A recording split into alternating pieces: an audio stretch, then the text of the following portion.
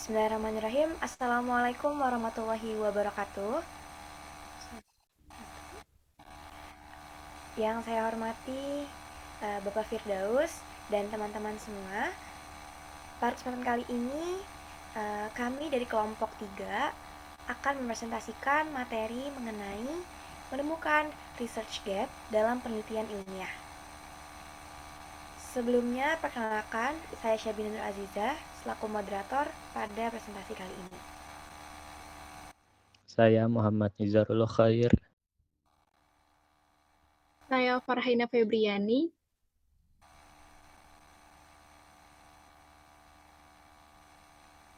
Saya Azamzar Al-Ghifari. Baik, materi pertama akan dibacakan oleh Nizar. Kepada Nizar dipersilahkan. Baik, terima kasih atas kesempatannya. Pada kesempatan kali ini saya akan menjelaskan tentang pengertian resource gap. Resource gap atau kesenjangan penelitian adalah celah atau kekosongan yang ditemukan pada suatu penelitian literatur ilmiah yang belum diteliti atau dijawab oleh penelitian terdahulu. Jadi, resource gap ini dicari, diteliti, ditelaah untuk mencari celah-celah atau kekosongan yang ada pada penelitian sebelumnya untuk menyempurnakan penelitian tersebut atau menjawab pertanyaan-pertanyaan yang belum bisa dijawab di penelitian sebelumnya. Selanjutnya, tujuan mencari resource gap. Yang pertama, memberikan impact yang bermanfaat bagi orang banyak. Jadi, dengan meneliti penelitian terdahulu, menemukan celah atau kekosongan yang terdapat di penelitian terdahulu, menjadikan penelitian yang saat ini yang terbaru menjadi penelitian yang lebih sempurna, lebih menyempurnakan penelitian terdahulu sehingga memberikan impact yang bermanfaat bagi kebutuhan orang banyak. Yang selanjutnya, yang kedua, mengembangkan ilmu pengetahuan. Ilmu pengetahuan pada penelitian sebelumnya dan ilmu pengetahuan yang ada di penelitian terbaru mungkin ada sedikit perbedaan, karena seperti yang kita tahu, kebiasaan orang-orang zaman dahulu dan orang-orang zaman sekarang di era modern kadang berbeda. Contohnya, orang yang berada di zaman dahulu mungkin kalau bekerja dia bertani, berkebun, dan lain-lain. Tapi orang zaman sekarang dia bisa bekerja dari dalam rumahnya sendiri tanpa harus pergi ke kantor ataupun pergi ke lahan. Dan yang ketiga, mempertajam atau memperluas cangkupan teori. Jadi seperti yang tadi contohnya itu sarapan. Sarapan itu biasanya difokuskan secara umum, objeknya itu untuk orang yang beraktivitas di pagi hari, untuk meningkatkan fokusnya, untuk mensehatkan badannya, untuk menjadikan tubuhnya lebih bertenaga. Tetapi bagaimana jika sarapan ini ditujukan untuk orang-orang yang bekerja di malam hari? Apakah masih efektif? Apakah masih relevan untuk menjadikan tubuhnya lebih sehat, lebih bertenaga, dan lebih fokus?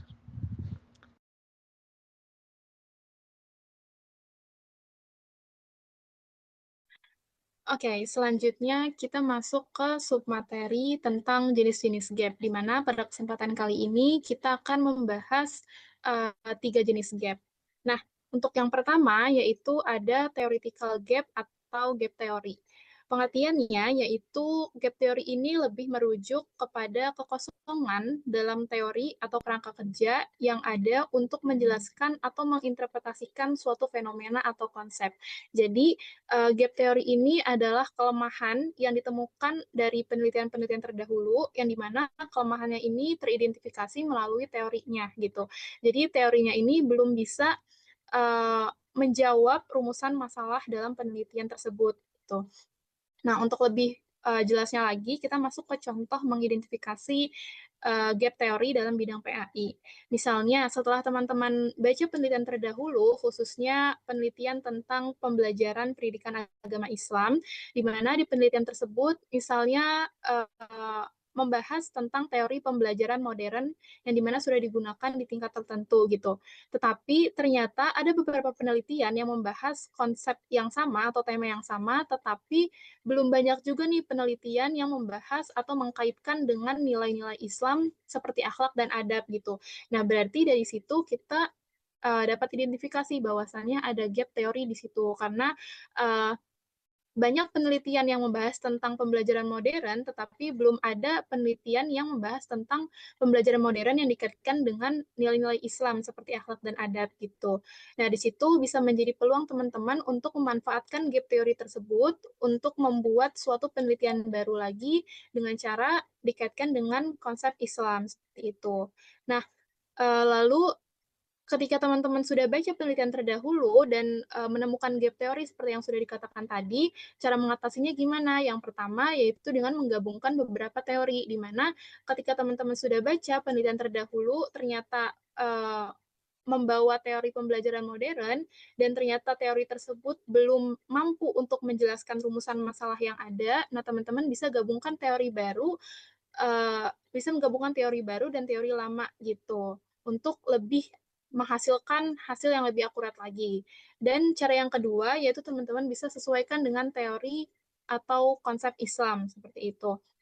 Dan yang ketiga yaitu cara mengatasinya bisa dengan mengembangkan teori baru. Seperti yang sudah dikatakan tadi, misalnya teori lama tentang pembelajaran modern itu masih kurang signifikan untuk menjawab rumusan masalah yang ada. Nah, teman-teman bisa kembangkan teori baru lagi yang lebih relevan untuk dapat menjawab rumusan masalah pada penelitian tersebut.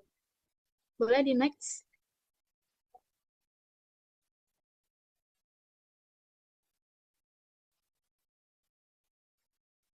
Oke, untuk jenis gap yang kedua yaitu ada empirical gap atau gap empiris, di mana gap empiris ini merujuk pada kelemahan temuan-temuan pada penelitian terdahulu yang tidak konsisten. Ada penelitian yang terbukti dan ada juga yang tidak terbukti, di mana hasil penelitiannya ini bertentangan satu sama lain atau tidak memiliki bukti empiris yang cukup. Nah, maksudnya adalah gap empiris ini kelemahannya itu terletak pada hasil penelitiannya gitu. Hasil penelitiannya dengan konsep atau tema yang sama, tetapi hasil penelitian itu berbeda atau bertentangan satu sama lain. Untuk lebih jelasnya, kita masuk ke contoh gap empiris dalam bidang PAI. Misalnya teman-teman di sini udah baca beberapa penelitian yang menyatakan bahwa penggunaan media digital meningkatkan pemahaman siswa dalam pelajaran PAI gitu. Tetapi di penelitian lain dengan konsep yang sama, yaitu mengusung tema penggunaan media digital dalam pembelajaran PAI, tetapi hasilnya itu bukan meningkatkan pemahaman siswa, tetapi justru menurunkan pemahaman siswa gitu. Jadi ada gap hasil penelitian gitu. Ada penelitian A dengan penelitian B yang tema atau konsepnya itu sama, tetapi hasil penelitian itu saling bertentangan gitu. Nah, itu dinamakan gap empiris. Nah, kalau teman-teman sudah baca penelitian terdahulu dan ternyata menemukan hal seperti itu, gap empiris itu cara mengatasinya gimana? Yang pertama yaitu dengan melakukan penelitian ulang, di mana teman-teman bisa mengkaji lagi lebih dalam tema atau konsep yang sama, tetapi dengan cara mengambil lokasi atau objek yang berbeda. Misalnya di penelitian terdahulu, itu penelitinya mengambil lokasi di tingkat SMA, penggunaan media digital melalui pembelajaran PAI di tingkat SMA. Nah, teman-teman bisa ambil sampel yang beda, misalnya di tingkat SMP dan lain sebagainya, untuk tujuannya apa? Untuk dapat mengumpulkan data lebih banyak lagi, sehingga penelitian yang teman-teman lakukan, penelitian ulang yang teman-teman lakukan, itu dapat menghasilkan hasil yang lebih akurat lagi dari penelitian sebelumnya. Seperti itu. Next.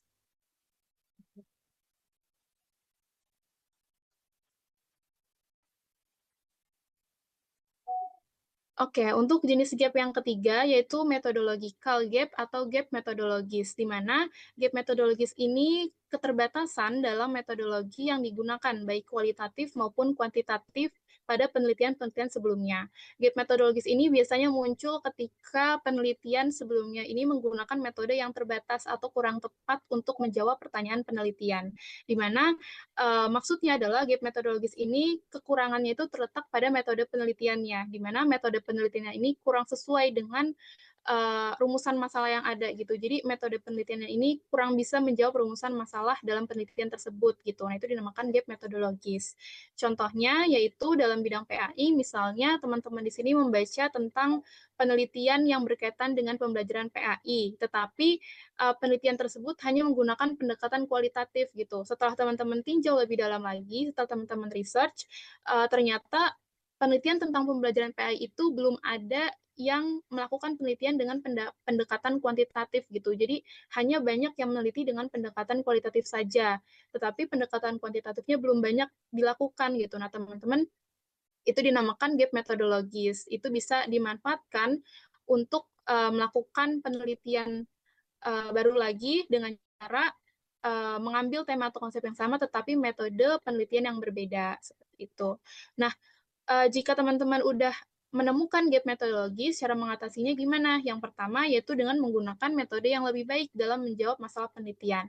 Nah, kalau teman-teman di sini udah baca penelitian-penelitian terdahulu tentang pembelajaran PAI misalnya, dan ternyata metode tersebut setelah kita telah lebih dalam itu kurang menjawab rumusan masalah yang ada gitu. Dengan metode tersebut kurang menjawab rumusan masalah yang ada, nah teman-teman bisa ganti metode yang lebih baik lagi agar hasil penelitian itu lebih akurat dan masalah-masalah penelitian itu bisa teratasi dengan baik melalui metode tersebut.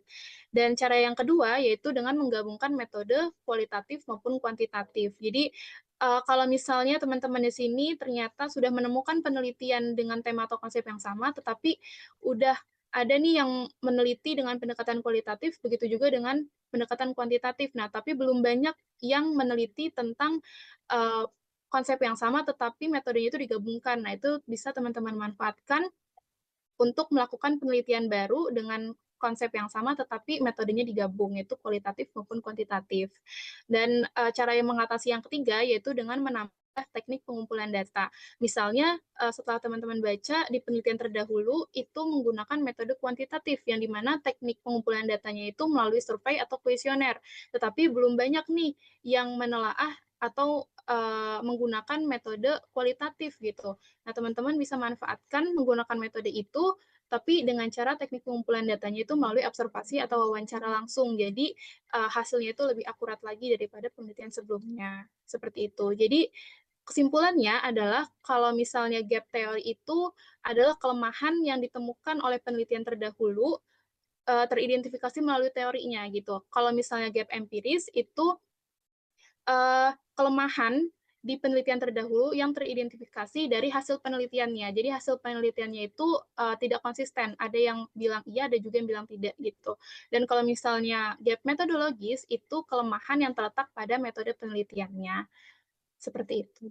Next.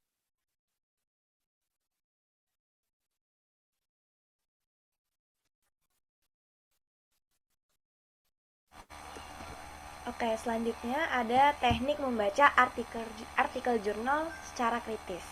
Yang pertama itu ada yang namanya three-pass method atau yang biasa kita kenal strategi 3 kali baca.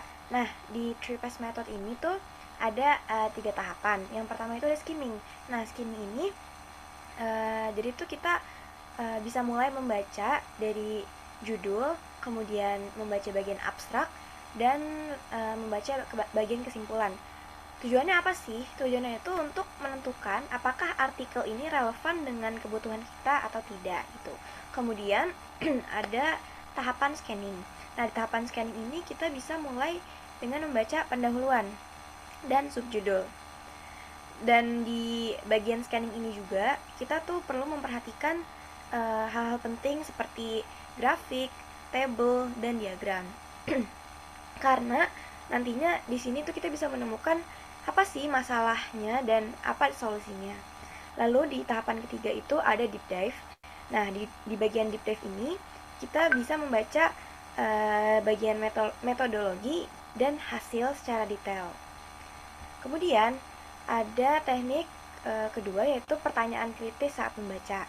Nah, di teknik ini kita bisa melakukan evaluasi terhadap 3 bagian penting, yaitu di bagian pendahuluan, metodologi, dan di bagian hasil dan diskusi. Nah, di tiap-tiap evaluasi tersebut kita bisa memunculkan pertanyaan gitu.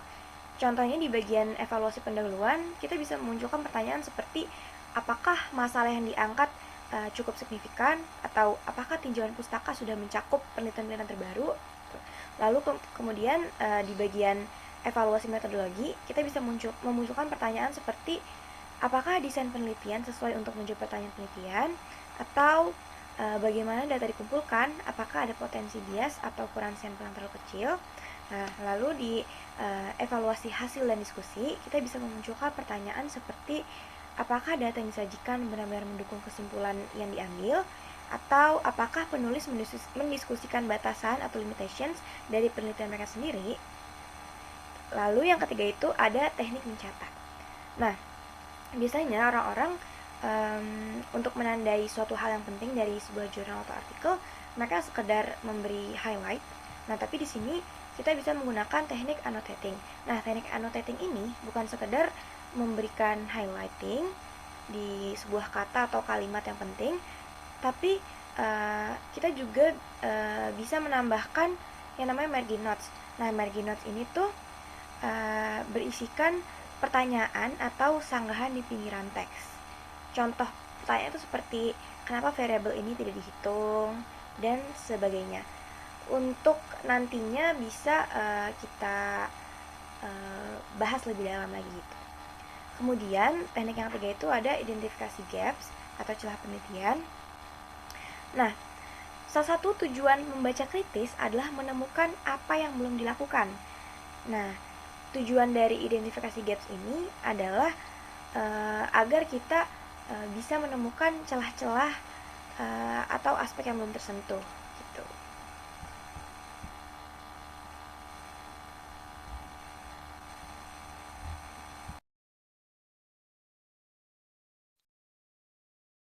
Oke, selanjutnya penyusunan tabel sintesis penelitian terdahulu adalah cara merangkum berbagai penelitian sebelumnya secara sistematis agar mudah dibandingkan dan dianalisis. Tabel ini biasanya digunakan dalam skripsi, tesis, atau artikel ilmiah pada bagian kajian pustaka. Tujuan dari tabel sintesis ini mempermudah memahami banyak penelitian sekaligus, menemukan persamaan dan perbedaan antar penelitian, mengidentifikasi gap penelitian, dan menunjukkan posisi penelitian kita dibanding penelitian lainnya. Untuk langkah-langkah penyusunannya itu pertama mengumpulkan penelitian terlebih dahulu. Bisa mencari dari jurnal, skripsi, atau artikel yang relevan dengan topiknya. Untuk kedua, membaca dan menyaring informasi penting. Ambil poin-poin utamanya seperti nama peneliti dan tahunnya, judul penelitian, tujuan penelitian, metode yang digunakan, dan hasil penelitiannya. Yang ketiga, menentukan kolom tabel. Dan untuk yang keempat, mengisi tabel secara ringkas. Gunakan kalimat yang singkat, padat, dan jelas. Hindari paragraf yang panjang, fokus pada inti penelitiannya. Dan untuk yang kelima, menganalisis. Setelah tabel selesai, jelaskan pola umum yang sering dipakai, tunjukkan kekurangan penelitian sebelumnya, tegaskan posisi penelitian kita, apa yang baru atau yang dibedakan. Oke, next.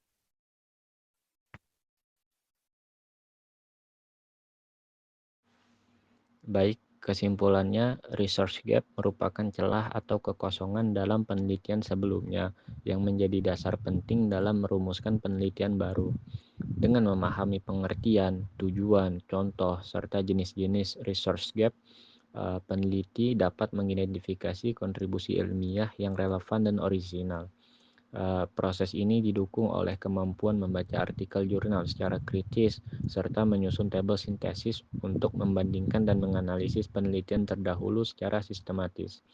Oleh karena itu, menemukan resource gap bukan hanya langkah awal dalam meneliti, tetapi juga kunci dalam menghasilkan penelitian yang bermakna, inovatif, dan memiliki nilai tambah bagi pengembangan ilmu pengetahuan. Baik,